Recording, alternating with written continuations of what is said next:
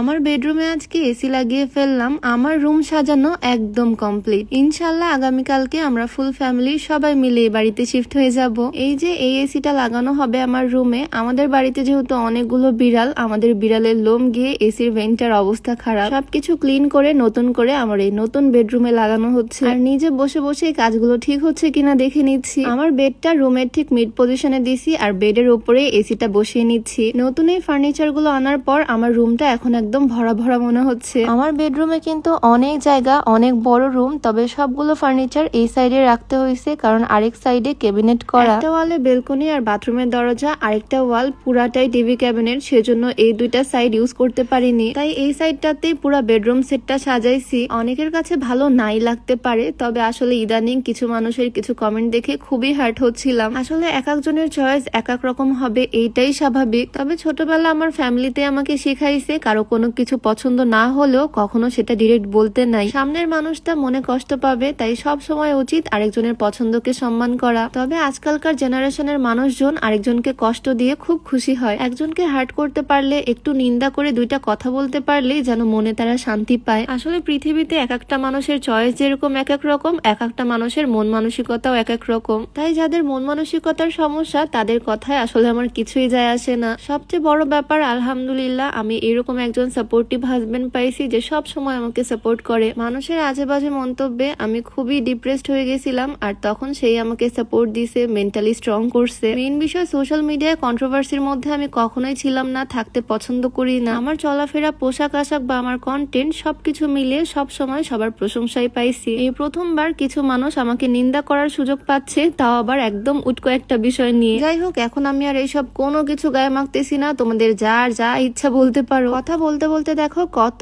কাজ আমি শেষ করে ফেলছি। আজকে আমার রুমটা একদম সুন্দর করে গুছিয়ে ফেললাম। কালকে ইনশাল্লাহ এখানে আমরা শিফট হব, কালকে থেকে এই রুমেই থাকবো। এই হচ্ছে আমার রুমের ফাইনাল লুক। অলরেডি রাত হয়ে গেছে, তবে এখনো অনেক কাজ বাকি এখানে। আমার প্রায় ভিডিওর মাঝে আমি এই স্লিমিং টিটা তোমাদেরকে দেখাই। অনেকে আমাকে জিজ্ঞেস করো এটা আসলে কাজ করে কিনা। এটা রেগুলার খেলে মূলত তোমার মুখের রুচি কমবে, যার ফলে তোমরা কম খাবা, আস্তে আস্তে ওজনটাও কমবে। আর এটা অতিরিক্ত চর্বি কমাতে হেল্প করে। বিউটি বাই লিম পেজ থেকে এটা পেয়ে যাবা। পেজটা ক্যাপশনে মেনশন করে দেওয়া থাকবে, হোয়াটসঅ্যাপ নাম্বার স্ক্রিনে দেওয়া থাকবে। যাই হোক, এই হচ্ছে আমার বেডরুমের ফাইনাল লুক। যদিও পুরা রুমের সব ওয়ালগুলো ইউজ করতে পারলে ফার্নিচার গুলো আরো ফাঁকা ফাঁকা করে সাজাতে পারতাম, তখন আরো বেশি সুন্দর লাগতো। আসলে এই পাশে জায়গার মধ্যে এতগুলো ফার্নিচার রাখতে একদম হিমশিম খেয়ে যাচ্ছিলাম। কোন সাইডে দিলে পশ্চিম দিকে মাথা পড়বে, কোন সাইডে দিলে ওয়ার্ড্রোবের ড্রয়ার খুলতে পারবো না, সবকিছু চিন্তা করে লাস্টে এইভাবে সাজানো। যাই হোক, বেডরুমটা গোছানো শেষ করে আবার চলে আসলাম বাজারে। এইখান থেকে নেট কিনবো। এখনো অনেক কাজ বাকি, রাত জেগে কাজ করতে হবে আজকে। কালকে ইনশাল্লাহ আমরা বাড়ির সবাই মিলে এখানে চলে আসবো। আর আমাদের বাড়িতে যেহেতু